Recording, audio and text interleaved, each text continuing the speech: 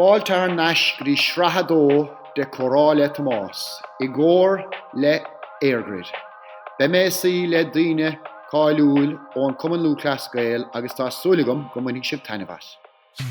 I remember saying to him, this is some trip, Sean Murray. This is unbelievable. He says, it's not a trip, Mugsy, it's a tour. And I was like, no, but you know what I mean? He says, no, I don't.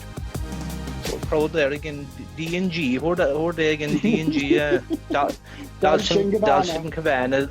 Yeah, tis LNG anyway, Larry and Galvin anyway, that's the brand name anyway. This season, the show is brought to you by EIRGRID, official timing sponsors of the GAA All-Ireland Hurling and Football Championship, and key drivers in Ireland's pursuit of a cleaner energy future. Agus fáilte roimhisteach Grí Comhrá Le Tomás in association with EIRGRID. This week, I'm delighted to have the legendary Willie Joe Padden, who was one of the greatest footballers to ever don any field, and also a gentleman. Willie Joe, how are you? I'm very well, Thomas. Yeah, I'm delighted to be here for the chat. Oh yeah, it is great to have you. Great to have you. We're honoured. Come here. Were you? I suppose I'll have to draw it down because I didn't see any matches at the weekend. Were you tuned in? Were you watching the Connacht final and the Ulster final? Yeah, I watched both of them, to be quite honest, Thomas. Yeah, the Connacht final was first, yeah. I actually thought before the game that Roscommon, I thought they would win it because they had, 2 wins back-to-back against Galway, during the year there. So I thought they were kind of set up for this one, but didn't seem to get out of the traps at all in the first, in the first half. And once the goal and 4 or 5 points became between them, they seemed to be chasing the game at that stage. So I'd say overall it was a disappointing performance from them, But like that Galway team, like with the likes of Comer and Shane Welch and young Finnerty, they have a lot of talent there. So like they're a danger to any team, to be quite honest. Yeah, it's one of the competitive, only for Connacht and only for Ulster there, because what's happening down the other side is kind of, was horrendous. I don't think anybody expected Kildare to capitulate like they did. Can I ask, and I don't normally ask about current situations, Willie Joe, but I found it interesting. I was involved with Offaly above, so I didn't see the Connacht final or I didn't see the Ulster final. And there's a lot of talk, and I talked to a few fellas who I trust about the game, and they said if you threw on BBC that they described the Ulster final as a right good battle and a battle of wits, and the defensive side of it, and they have an appreciation of the defensive side of it. But then if you turned on RT, they were saying that it was horrible football to watch. Now I can appreciate the defensive side of it, but was it a hard watch? Because I was asking the brother there today, and he found it a hard watch. Now he found it interesting ways, but he found the Ulster final a hard watch. What would your outlook on that? Oh, I certainly agree with him. Yeah, absolutely. Like, I mean, the passages of play were very, well, they weren't, from an attacking point of view, they were short because, I mean, Derry packed the defence completely, like, and, there was an awful lot of ball going back and over the field from Donegal. But the only thing about Derry is when they broke from defence, when they turned over the ball, I mean, they were lightning quick to get up the field and to have support. Fellas running on the shoulder to take on the shot. But to be quite honest, it wasn't pretty to watch. Now, to be quite honest, from a footballing perspective, I just couldn't say that you'd get the full entertainment out of what we've been used to from, say, other games in the last couple of years.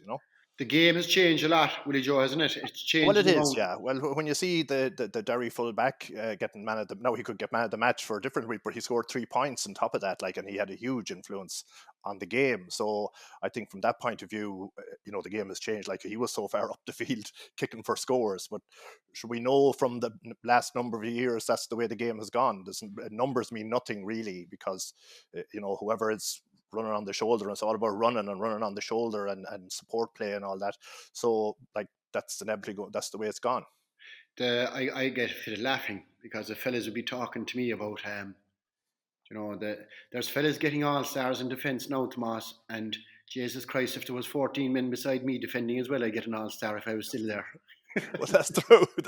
That's true. Like, I mean, positional play is just not there anymore.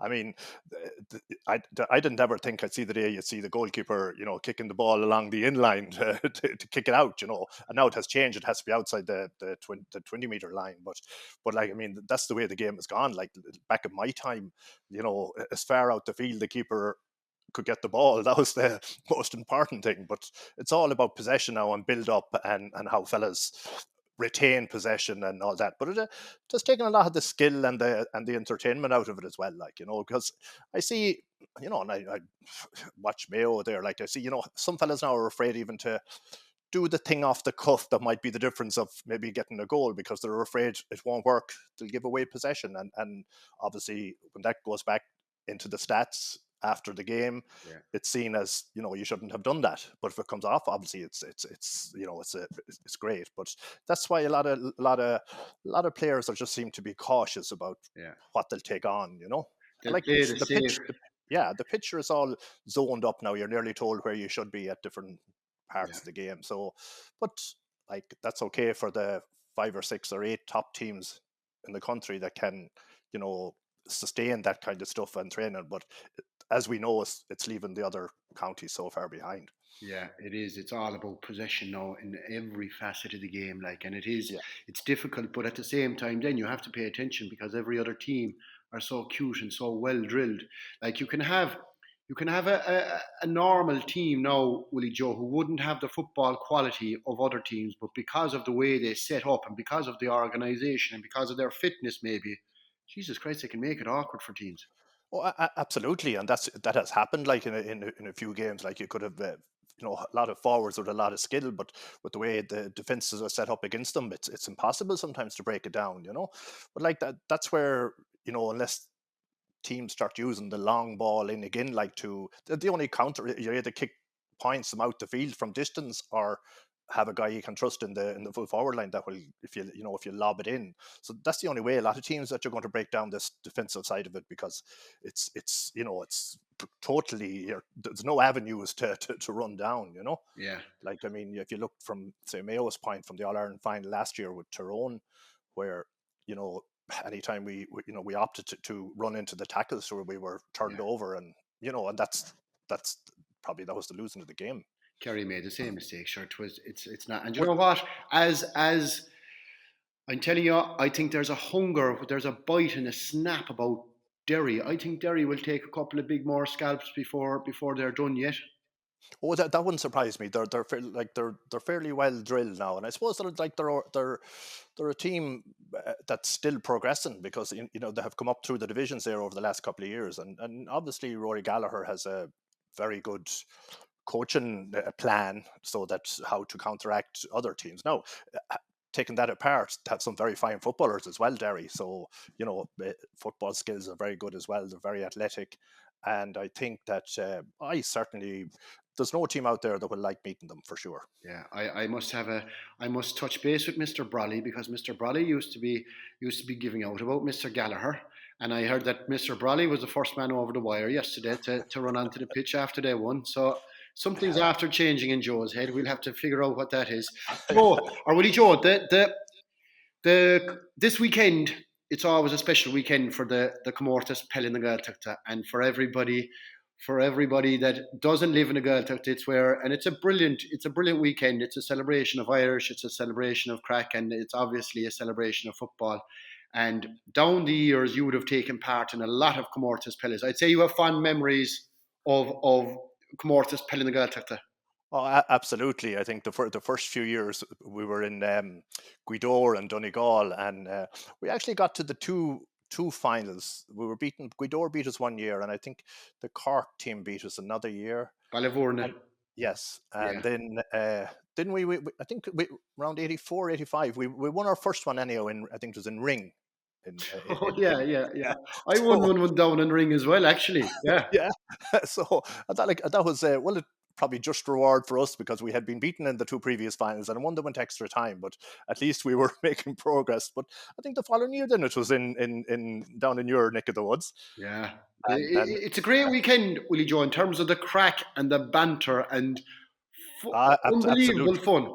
Absolutely. Like, and I mean, once you go to one, the characters you meet keep coming back, and sure, it was great fun. Now, mind you, the football was brilliant as well. Now, it's not that everybody was in bed at 9 o'clock or anything like that. It might be closer to 9 in the morning. Well, I tell you, it shortened the winter for our fellas, because they used to always go to the Comórtas Pella, and they'd have about 45 stories after coming home after the weekend. And when you were struggling, hard training, and inside in the dressing room after, they're the stories and they're the crack and the banter that would bring you through it, isn't it? Absolutely, yeah. No, we had some great times. Enjoyed every single one of them, to be quite honest. Yeah, it was a right fun time, and it was like for a club team going away, it was a great way to get kind of a bit of bonding done as well, you know. So, and like when they go out, play the game, win it, go out and have a few pints and have the crack, and you were ready to go again the next morning, because and it came to the stage then you didn't want to get beat because the crack was so good, because if you got beat you might say, well, you got to ship off home, like. So, our fellas wouldn't ship off home at all, Willie Joe. They'd stay well, there. I'd say our fellas would be similar now, so they wouldn't be in any hurry.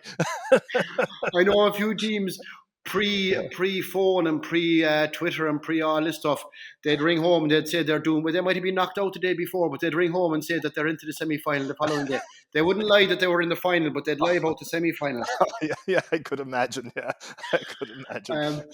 Can I bring you back to your days with Mayo, Willie Joe? And I might have a few facts wrong here now, but you played minor for Mayo for 3 years, did you?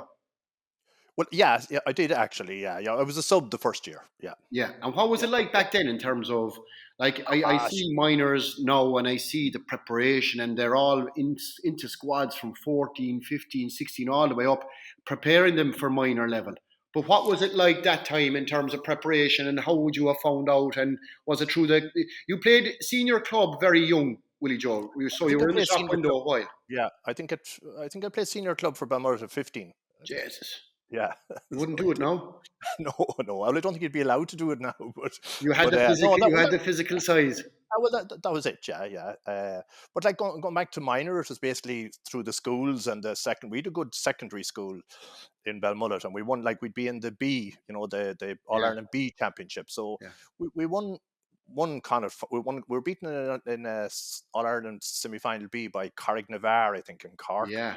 A lot of lads from back our way. We actually won an All Ireland. I won that medal in that competition. Well, I didn't win it. Tommy Griffin won it for us because I was struggling at midfield, and Tommy had to come out and steer the ship home. But a great competition. So you were that school team was a good team. Oh, it was. Yeah. We were in the C, and we were winning the C pretty easy. So then they put us up to B. Now, we had a very small number of like, there was only about 21 lads togging out for training really in the whole school, Yeah. But I think it was 13 aside then, but we had 11 good players. Like, they were pretty even now and good. Like, but it was through that system then that you kind of someone would take notice, and then there was interdivisional trials as regards the minor, and say North Mayo trials, and then you pick a squad out of that, and you go on the next maybe, and you get through the pecking order, but if you were lucky enough. And would you have trained then, say, collectively the Tuesday, Thursday, Sunday for a few months or whatever? Well, you certainly were the Tuesday and Thursday, and you see there was a Connacht minor league here that time as well. So it was a competition that was it didn't allow the college players like the Jarlath lads or the Colemans, the boarding schools at that stage. It just totally safe for the technical schools and the secondary school, like which I went to. Okay, right. So, and then they'd be picking, say, maybe 8 or 9 or 10 fellas from that, and then there'd be 3 or 4 boys to come from Jarlath's or to come from all the other schools. So that's kind of how it went, and then obviously you trained the Tuesday and Thursday. When the championship side came around, then it was Tuesday and Thursdays and Saturdays maybe, and Sundays, or whatever day the game was. The minors always had a big day in terms of the Connacht final and before. Did you play in any Connacht finals that time? How did you fare? Oh yeah. We won. I was captain the minor in '77, and we won the Connacht championship, and we were beaten by Down in the All Ireland semi final. Actually, Down went on to win it that year. I think Sean O'Neill was in charge of Down. Down were always hard bait, weren't they? They were, yeah. There were some footballers then. Like, I think we got bet. We let in a soft goal or two went in, and we kind of didn't recover from it. We got bet by about maybe 2 or 3 points in the end. Like, but we had a good side now. Like, that was my final year. The year before, I think we got beat by Roscommon in the Connacht final. And then the last year then was Down, but we got beaten in the semi-final. But were you always a midfielder, Willie Joe? Was that always your position? Yeah, I think.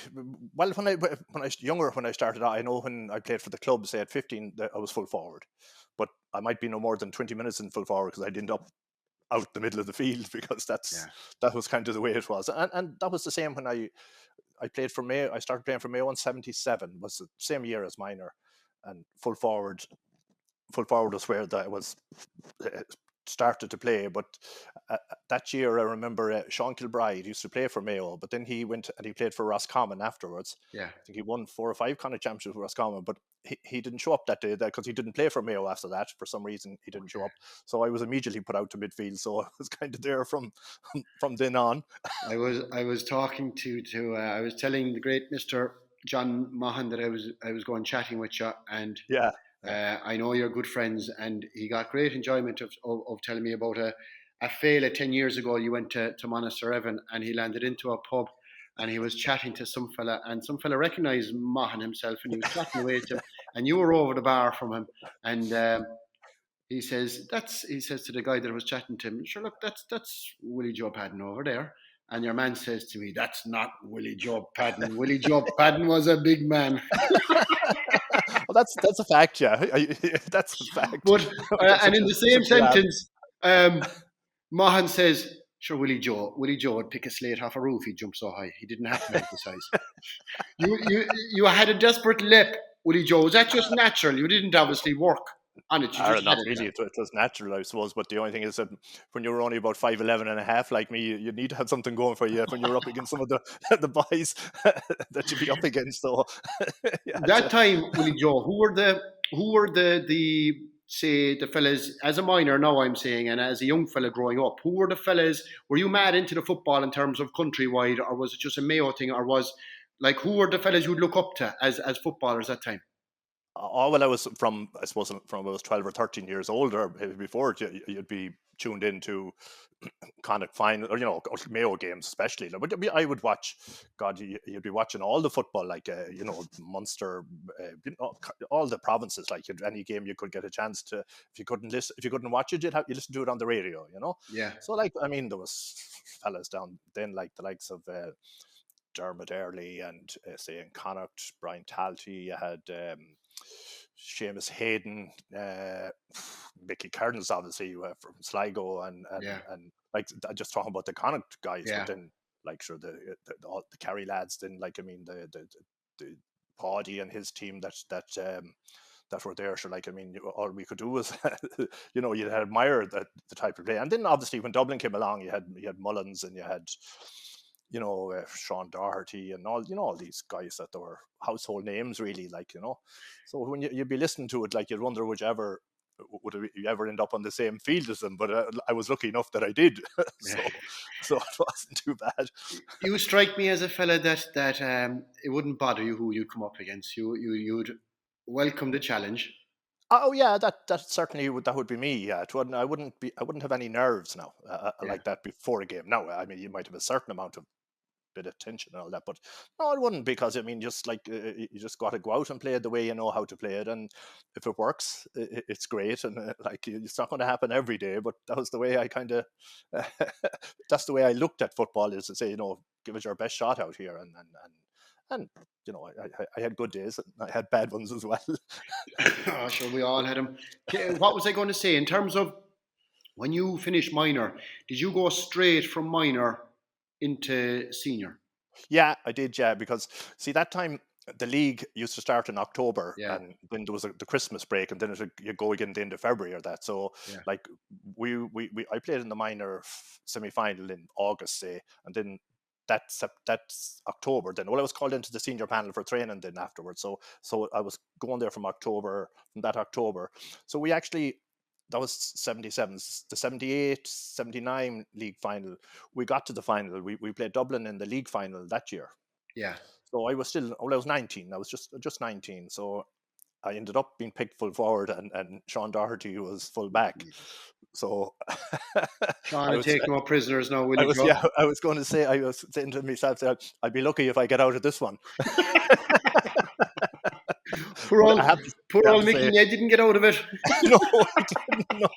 So, one ball came in, and I remember, will I catch it, or will I'm going to punch it? But it went over the bar from the point. That time, Willie Joe, I do think, the Dubs and Kerry, I don't know, was it them that started it, whatever, but Miko and Hefo seemed to push things along in terms of the way teams prepared, and they're really, really, I think fitness was a huge thing. Did you notice that at the time, or Oh, was it noticed? absolutely. Because sure, we won the Connacht Championship in '81. Yeah. We met Kerry in the semi-final, and sure we were in the game for the first half, but sure we were beating out the gap in the second half. But now look at that Kerry team were exceptional, every single one of them. There wasn't too many weak links in that team. I doubt there was any, but like the training they had done, like I remember, we didn't score actually the second half of that game, and I remember saying to Michael Webb, who was in goal. I remember saying to me afterwards, he said he was for the second half. He wondered would he be back in the goal again to kick it out, but just coming in so fast. I remember we had Kerry's goal in years, and it was the only thing that we had. I'll always remember. I could nearly repeat the commentary. There was a celebration from a Mayo fellow who got a goal in the first half. It was the best celebration I'd seen in Croke Park. Eugene McHale, yeah. He jumped about 6 foot in the air after scoring. Somebody said, did you jump out over the wire into the stand after that?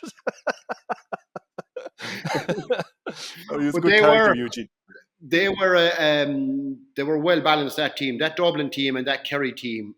Yeah. But the only thing that it opened our eyes up to, like, if we figured that we were going to be competing, certainly the whole management and training routine had to change, and it did. Like Liam O'Neill came in, then took us over. I think maybe about 82 or 83, and the first time we started doing weights. Now some of us didn't need weights, but like some guys did. Like, so that was kind of an introduction to weights then, and we inevitably we got better and better, and we ended up in the All-Ireland final against Dublin in '85, and it went to a replay. Yeah, and it was a game both games we could have won. The gap was closing. Maybe the Dublin team were getting older as well, but from our perspective, Mayo were on the right road to where they are now. Like, it was kind of the start, and in fairness, they have kept going. They have, yeah. And would say in Connacht, were Galway always traditionally the team to beat? Absolutely. Well, they were the thorn in our side now for a long time. But when I started off first, actually, Roscommon was the team. They won about 3 or 4 Connacht championships. I have 5 Connacht championships, but I must have lost 5 more. Okay, Roscommon is certainly better than 2, and I'm sure Galway beat us in 2 as well. But once Roscommon went, then Galway always kicked in again. Like, you'd get a couple of years if you didn't take the opportunity. Galway, any day you could never rule them out, because there's no more than Mayo or Roscommon. There's a good tradition of football there, but we always found it hard to beat them. Like, that was. Yeah. So we did. Was in the 80s, you got a fierce run in the 80s. Was that what was, like you always say, teams now getting a run and the Dubs get a run or whatever? Was it that Mayo were doing? Was the underage kind of always there, or was it mostly the as you mentioned before, the schools that were kind of promoting the football and the clubs that were promoting the football? There was no such thing as underage development squads that time, I presume, but there must have been a lot of young players coming for the success you had. You were fairly successful from the mid 80s all the way up to 90, weren't you? Oh, absolutely, yeah, we were, yeah. I'd say like there's a huge, more than Kerry, there's a huge tradition of football in Mayo, because there's not too many more sports pulling at it, really, and we have a fairly big population, so, but I think it was more so there was no academies or no collective, under 14 or under 16, any of that kind of academy stuff that's going on now, but we always had good minors.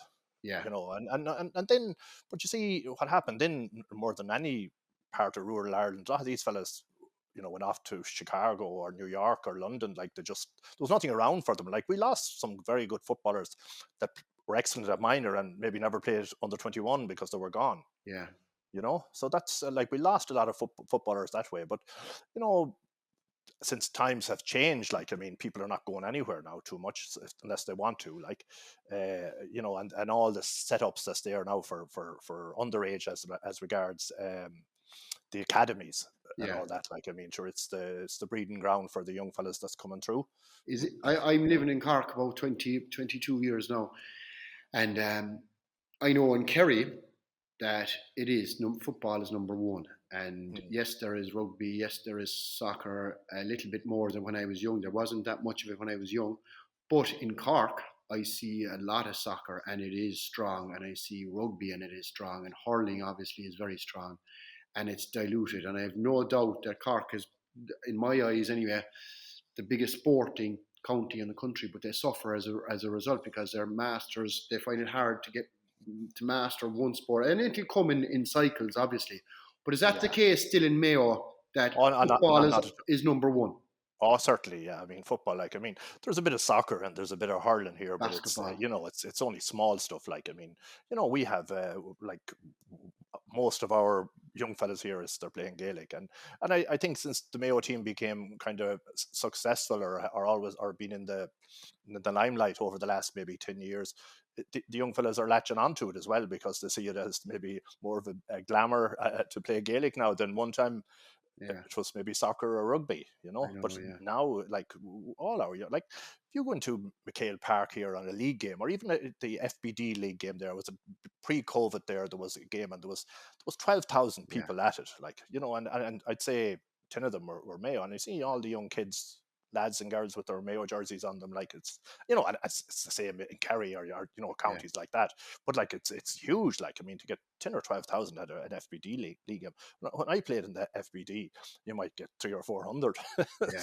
It goes to show you where how things have changed. But it's great for the GA. But it's phenomenal. And I always be kind of wary that people might think that you'd be patronising or whatever, when I'm not, when I say it. But the Mayo fans, there's something about them, isn't there? No matter there is, what, it's constant, like, and it's unwavering constantly, isn't it? Oh, it is. There's no doubt about it. Like, I mean, from my own playing days on to now, I've seen people and get beaten the All-Fair and all, that's it, never going again. And come the next league. Next Tuesday, they're planning ahead already. They're chomping at the bit to get out again. But you have to say they're phenomenal. Like, and it's like everything else. It would be great if we only could win one, just to, for their sake. Like, but it'll happen in time, I'm sure. You were close enough, Willie Joe. 89, wasn't it? Yeah, 89. Yeah, we were unlucky because we played Cork in the final. I think Cork were beaten in the previous All-Ireland final by Meath. Yeah. So they had a good team at that time. They had, yeah. But we had them on the ropes. Yeah. And then Jimmy Burke, our full forward, then he got hurt, and he had to go off. Like, he was lucky. He swallowed his tongue or something, like, so he couldn't play and he couldn't take part anymore. But we kind of, I think we were still going all right. But the last 4 or 5 minutes, Cork made 1 or 2 substitutes, and we kind of lost our way, and we didn't pick them up. And the next thing, there was a couple of points. We were maybe 2 or 3 points up. They had a couple of points kicked over the bar, and the momentum went back to them again. And then just kind of our challenge kind of petered out. But I think we lost by 3 points in the end. But it's a game we could have won, like, but that's the first time Mayo had been in All-Ireland final since 1951, I think. I know, yeah. Jeez. And so, the semi-final, the win over Tyrone. Now, the Tyrone, that time, I think they didn't play, well, everybody played the same style of football, Willie Joe, that time, did they? Yeah. Well, pretty much, yeah. Yeah, you'd have to say, it was. Yeah. Well, you see, Tyrone were smarting over because Kerry beat them, I think it was in 86. Yeah. And there were a game that probably they should have won. Yeah, but they should have. Yeah, they were well up, weren't they? Yeah, though they were. I remember being at it, like they should have won. I think, I'm not sure that somebody missed a penalty anyway, or else kicked it over the bar. I think they kicked it over the bar. I remember that. Yeah, but you see, they figured then when that they were back in the final again, when they seen that we were, that when they looked at the semi-final, they were saying, well, we have a great chance here, but they underestimated us, to be quite honest, like, because we weren't as bad as, like, we had a marathon session here to get over Roscommon. Like, it went from a drawn game to a replay to extra time. So stood cheap. Like, it did. Yeah. So like we were in control of that game against Tyrone for, I think, from pretty much the word go. It was low scoring. I think 1-6 to 1-9 or something. It was a low scoring game anyhow, but we had our homework done on them as well. Like, that was the iconic photo of the what man decided to put the sock over your head. That's the doctor. I never forgive him for it. It was called worse than a sock now, I'll tell you. But it was doused in blood. You got an awful gash. Was it on top of the head you got it? I think it was a knee and pretty much in the top of the head. But I got a couple of stitches and I went back out again. Yeah, but He had nothing else. He had a sock. I didn't think I'd bleed that much. But it was. I had to go back. I had to get back out and see it through. This season, the show is brought to you by EIRGRID, official timing sponsors of the GAA All-Ireland Hurling and Football Championship, and key drivers in Ireland's pursuit of a cleaner energy future. I'll have to ask you, I know the hype and the build-up. You were obviously based in Mayo at the time, and the hype and the build-up to finals that time. I know social media makes it huge now, and players have it tough, to be fair, when you see everybody has a voice. But back then, what were the build-ups to the matches like then, that time, Willie Joe? Well, for the semi-final against Tyrone, you know, normally what they used to do that time is that they might have an evening where the kids would come and if they wanted the lads to sign autographs, and that'd be it. And the same for the final. Now, I think one of the training sessions in McHale Park before the final, I'd say there could be 8,000 or 9,000 people there, you know. And the sessions were allowed open that time, were they? Or they were. Well, you could come into the ground and go on the terraces, like if you were in Tralee or you know, any stadium. But I mean, it's a different thing now. I think the biggest fear I hear out now is drones around so, if it was a drone, they'd say it was a UFO nowadays, wouldn't they? That's it, yeah. But well, you see, social media and all that has changed all that around. Like, you know, there wouldn't be any of that. Like in our time, there was no mobile phones, or I'd begin to kick off, I'd say, later. Yeah, and it was easy cocoon, you saw, in terms of. We were, and John O'Mahony was in charge now, and fair, like, John was very, very thorough in his preparation and all that. Like, so we were fairly well grounded as regards, you know, that the game was still the most important thing to be played. So, and until it's played, you know, you don't take your eye off the ball. Not at all. And like, I know you have, and I found this unbelievable. You were immortalized, obviously, by the Saw Doctors, and I don't know at what stage that was, right? In the Hey Rap, and will Galway beat Mayo or not if they have Willie Joe, right? But another fella, I can't take the credit for this, Willie Joe, in terms of the build up to the All Ireland in '89. There was obviously a song written, and there was a song, and correct me if I'm wrong here now, but the name of the song was 100,000 Mayo men waiting for the Sam Maguire. And this fella, he couldn't think of the rest of. This fella was a huge Willie Joe fan, and one of the verses he wrote it down for me, and I'm going to read it out for you. When Willie Joe was 6 months old, he was lying in his cot. He took a notion in his head and began to trot. His mother said, "Hush a store, it's time for a little nap." But Willie Joe took a mighty leap and landed on her lap. That must be where I got the high jumping from. I know. I started early. That stage, right? They said they had you down for the mighty leap anyway. That's it, Jack. Do you remember that? No. I remember that song, all right, but there must be about 20 songs out at that stage, but I remember that one, all right. I thought it was very good. I'm going to blame that for my jumping skills anyhow. So, come here. How long, or say after '89? What year did you start playing with was 78, 77 or 78 you started with the seniors? No, 77 and finished in 93. Jeez, that's they always just take, like, that's 16, 17 years with Mayo, wasn't it? Yeah. Christ, it was a fair commitment, wasn't it? It was, it was, well, especially because for most of that, well, for nearly all of it, I was living in Belmullet, which was the training was always in Castlebar or Claremore, so like I was probably round trip 120, maybe 140 miles on a Tuesday and Thursday, you know. The expenses weren't great at the time, Willie Joe. Well, I remember getting 11 old pence a mile for the first time, so you wouldn't go too far on that now. You wouldn't be going to a Comórtas Pella with that. You wouldn't, no. You'd have to rob someone's piggy bank. And come here, what age were you when you retired at the end? Was that 33? Yeah. And had you had enough of it at that stage, or could you have gone on? I thought I might have gone on for another year, but looking back at it, I'd say, you know, it was the right thing, because actually the team started to be in transition, you know, from around that, and like we got well bet by Cork in the All-Ireland semi-final the following. That 93, I played a couple of league games, and then I left the panel in, say, April.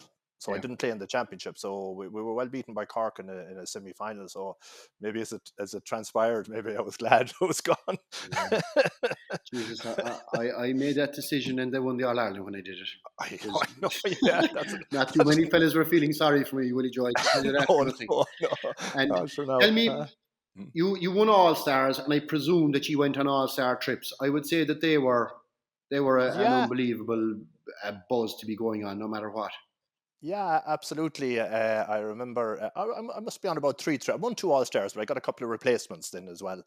And actually, which was great fun. Like, I mean, the hurlers and the footballers and, the whole mix. And sure, now there was some characters in when you get a bunch like that together, there was some characters like. It was party season.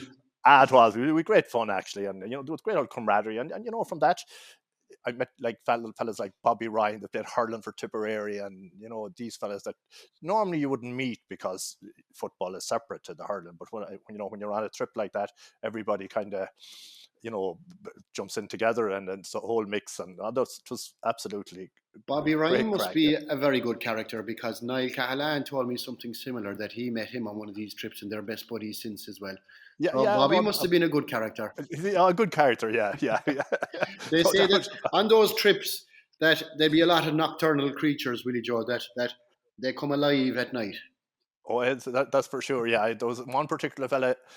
He'd go out at a certain time of the day and he'd come back nicely, and he'd have a sleep, and he'd go for round 2 then. And you see, we wouldn't have the sense to come home, have the sense to take that little break in the middle. No, yes, but he I think he'd done it for the whole duration of the trip. It wasn't a flash in the pan. Did you play a lot of football in America outside of obviously those trips, Willie Joe? Did you play over there? Oh, I did. Yeah, I played. God, I must play 3 or 4 summers in Chicago. Did you? And I actually remember playing in Chicago and in the Brindens. The Brindens were predominantly Mayo, Cork, and Kerry. Mike Murphy, would you have known him? Mike Murphy, yeah, absolutely. Mike Murphy was there, and Johnny Barrett, and there was a few. You see, that was the south side, because all my mates from Belmullet were on the south side, so I kind of hooked up, because you'd be going out with I was staying with one of the lads, so the Mayo team was on the north side. So I ended up 1 year. John O'Keefe played with me. John O'Keefe was playing, yeah. And actually, there was various. To be fair now, Jono would not lead you astray. Whereas if you got somebody like Paddy, our man, he would definitely lead you astray. But if you had somebody like Jono now, Jono would be sensible enough to be fair to him. He would, yeah. No, you wouldn't go wrong there. No, all right. Yeah. And was it after Mayo would be knocked out that you'd go over there? Was there a mass exodus that time, Willie Joe, of inter-county fellas going over? Oh, yeah, from all over. Like, I mean, like in Chicago alone, like, I mean, there could be 10 players on any team from different counties, because you see, our thing was, you had to be there, I think it was by the 17th of July. So the Connacht final was always arranged, wouldn't be any later than the 15th. Oh, right. Because you knew the fellas that wanted to go have to go. There was some pull from America there. Oh, absolutely, yeah. And then you see, you could play in New York as well, because New York was a totally separate championship to there. So did you go at times out to Chicago and then maybe shoot off to New York for a weekend? Oh yeah, done that, yeah. Because the first time I went to Chicago, I stayed for about 8 or 9 months. Oh, did you? It was good. It was, yeah. But I used to play them with Carlo. I played with Carlo in New York, and John Egan, the Lord have mercy on him, he was one of my teammates. We used to meet in Shannon and fly on a Friday and come back either Sunday. I come back Sunday. It'd be Sunday evening. I'd leave New York again, because that time I was working with DSB, so you'd be back. You take the Monday off, obviously. But I remember doing that one weekend and coming back and playing North Mayo under 21 final on the Monday evening on the way back. And there was no rules, like you could have gone out, play your game at the weekend, you get a sanction for that weekend and come back and play club or whatever in county championship. So you could safely, was there any limit on sanctions going out that time?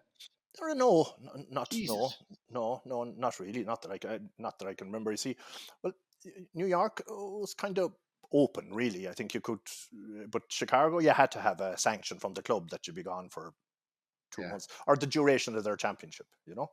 So, but I was going back and over. Then I played with Louth. I think I played with Sligo. I think I played with every team in New York, bar Mayo. You have great friends so spread across Willie Joe still. Still, yeah, absolutely. You could go anywhere in the States, San Francisco, Chicago, New York, Boston. There's always fellas there. Yeah, it's unreal, isn't it? Oh yeah, absolutely. You know. And this weekend coming, we have obviously Offaly are playing New York, and it's going to be a huge occasion. It's great to see them. It's unreal the way the football has developed over there, and you now have fellas born over, mad for it. It's unreal, isn't it? It is actually. I think that New York team. I think the 7 or 8 or maybe more. New York born or American born, which is brilliant. Like, and they always had. You see, guys that played basketball there and that that have a good eye for the ball, and they'd be physical fellas as well now. So it's a good sign that they're doing the right thing when you see the locals buying into it and that. So that New York team ran Sligo close enough this year. So Jesus Christ, we'll have our Mr. Mahan and myself will be sweating on the sidelines now. You have to tell him get that drone over Gaelic Park in New York to see if he pick out the. Oh Jesus, stop! We'll have to get something going anyway. I can't leave a go, Willie Joe, without asking you about the Mayo team of the last number of years, and there's so many unbelievable players. A fella I think he'll have to go down as one of the greatest defenders of all time. Is Keegan in terms of. I always saw fellas do man marking jobs, but he was able to do man marking jobs and bomb up the pitch, kick 2 scores in the biggest games. They have given and I know, look, again, 'tis the same old thing. Jesus Christ, you're only building them up or whatever, patronising, whatever. But they have given some entertainment and some value the last 10 years, haven't they? There's no doubt about it. And the only unfortunate thing about the whole thing is that they didn't get over the line because, for fellas that kept coming back to the well, every time, and down to the wire with Dublin, all times, and some fella like the Keegan I know is still playing and he's coming near the end for him now, with the likes of Keith Higgins, Chris Barrett, Cafferty, all these guys, Boyle that has given so much and left without getting the All Ireland. It's a shame really, but that's sport. But in fairness to them, they kept coming back, but going back Lee Keegan, he's just a phenomenal player, and he takes it in a stride. He's not kind of a fella, and he's well able to handle himself as well. He can be physical as you can be, but he has a great old brain to go up the field there, and he'll take a score when the chance come up. But out and out, for me, he has been the outstanding. He's the outstanding member of that team, anyhow. And having said that, there was 6 or 7 more that were just absolutely great lads as well. Yeah. I suppose if you look at it, is there for a few years there, basically it was kind of a Mayo Kerry show or Mayo Dublin show, So it was hard. Now we should have won 1 or 2. Now, I've been at them, and you'd say maybe we left it behind us, but you should have stood on the throats while you had them. Yeah, exactly. It just didn't happen, but that's. I tell you, Mayo are a dangerous prospect at the moment because everybody's kind of writing them off, and I saw there this evening where my brother Mark. We leave him talk every now and again, Willie Joe. We leave him out and talk, but he's after putting Kerry at number 3, and he put Derry at number 2, and he put the Dubs at number 1. And fellas are their scuds aimed towards Kerry now. Cute hoorism has started again. They're saying, "Who do you see as?" I suppose it's easy to pick out the prime targets, to be fair, but who do you see coming out on top? I think the only thing I think Kerry and Dublin certainly are the 2 teams but they're going to meet in the semi-final. I think that's the way. So there's going to be someone gone there, But Derry, and I still think Mayo will end up in a semi-final. To be quite honest now, but I don't know whether they're going to, whether they have enough in the tank to finish it off, because they have a lot of young fellas coming in now, and a lot of injuries now too, young Conroy and Machine Mullen seems to be getting injured a bit. Paddy Durkin now, they have to get over Monaghan here first the weekend, so it'll depend on how that pans out. Yeah, Like, but if they get kind of a bit of momentum and boys back from injury, they'll be in the shake-up. But I just think and I would really be weary of the Dubs. I just really would, because they seem to, I don't know whether they took the eye off the ball in the league there designedly, or just it wasn't happening. But they seem to be regrouping here again now at the right time. And apart from that, like, I mean, if you say, like, for me at the start, you say Kerry, like, we're like a lot of talent in that Kerry team. Like, I'd be surprised if that, well, they'll win an All Ireland, whether it's this year, but they'll win one fairly soon anyhow, because there's a lot of talent there. I had an uncle, and he used to always say, if you let a team play, they'll play. And I think if you let Kerry play, they'll destroy you. But it's the 100%. teams that squeeze Kerry. That's what they have to prove for themselves. I'm not going to keep you too much longer, Willie Joe, but are you still football mad? Would you be going to all the games, club games, and whatever games that are on? Would you still be belting away with them? You would? I got a wood, yeah. Sure, it's a great old day out, or a weekend out, if it depends on where it is. Like, sure, that's what we do, and have the crack, and like, we were lucky enough that we came home winning games more so than losing them from a Mayo point of view, and bar not winning the big ones. But, like, sure, it's the fellas you meet, and it's more or less the same characters. They nearly know where to meet. Never mind. So, the GA is phenomenal that way, isn't it? Yeah, absolutely. Yeah, sure. Like mates of mine for All Ireland's flying in from New York and Chicago, and But you would be very popular anyway, Willie John. I'm not just saying that now, but with all counties, I'd say no matter where you go, you'd have friends everywhere. Well, I would, yeah. I don't know why. Maybe it was the Saw Doctors that made me famous. So I don't know. I'd say whoever wrote that other song had something to do with it as well. But down through the years, that I've met a lot of fellas, from different counties, and it's always a football talk and a bit of crack, and sure, like, that's the name of the game, and you fellas are kind of. You get to know fellas, and then the bit of bullshit that goes on between everyone, like that. That's the way, Yeah. And I hope you enjoy the summer. I hope we have another. I know it's a shortened year, and it's short. What do you make of that, by the way, in terms of the All Ireland being taken from September and it's being played in late? Is it late July now? Yes, no, I don't agree with it, Tomás, to be quite honest. I think because it's kind of strange, you just feel that the summer is not here yet and the championship is nearly over. Like, it's kind of final yesterday, and all the provincial finals, like, and it's still May. Yeah, I'll tell you what really bothers me, and I don't understand it. Right, it's such a congested championship season, and you'll have some fellas say it's an advantage to Kerry, and other fellas, and it's not because it's Kerry. It could be anybody coming out of Munster, or it could be anybody coming out of Connacht for that reason as well, because of the number in the provinces. But how, in the name of God, in the most condensed championship, when you have a league and you have a pre-season competition, you have a league and you have a championship, that Kerry can play 8 games in 10 weeks in the league, and then it takes them 12 weeks to play 3 games in championship. Yeah, it's madness, like, really. It is, like, but you just think that it sounds like the GA just kind of fast tracked this, like, if they just wanted to get it over with, like, that's the way it kind of feels, and I think it's wrong. I actually think this should have gone out at the end of August, maybe the first week of September.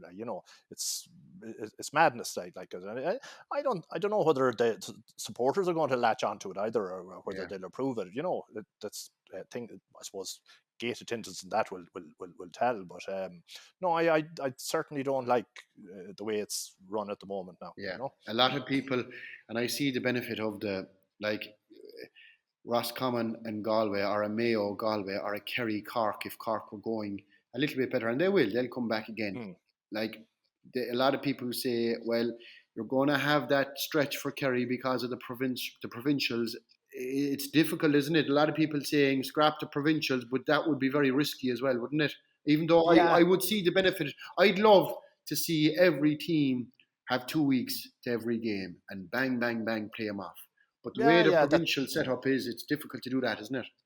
It is, yeah, it is. You see, and it would probably be the ideal situation, but you'd wonder whether they'd have to do something with, I know the Tailteann Cup now is, and hopefully that'll take off, but you see, unfortunately, say the likes of Limerick the last day or Kildare now, it's not going to do any. It's not going to do them any good, really. Yeah. Like it's, maybe it's going to set them back more so than than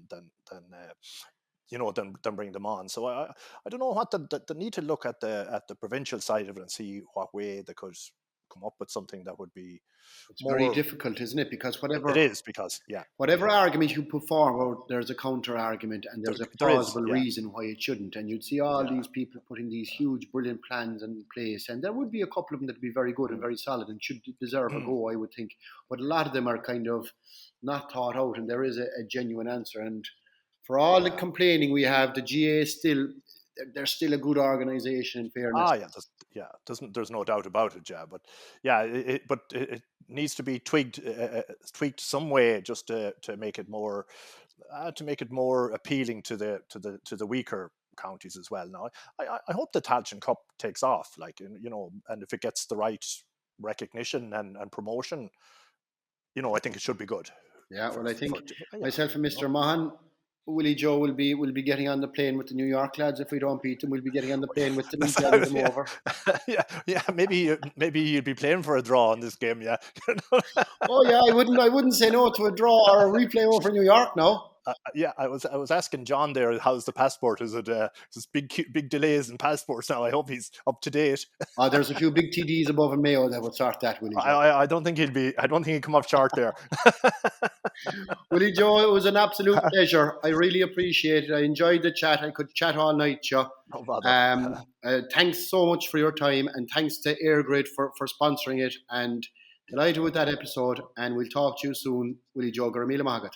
Yeah. The best of luck to you, Thomas. Yeah, sure. We'll chat soon. Okay.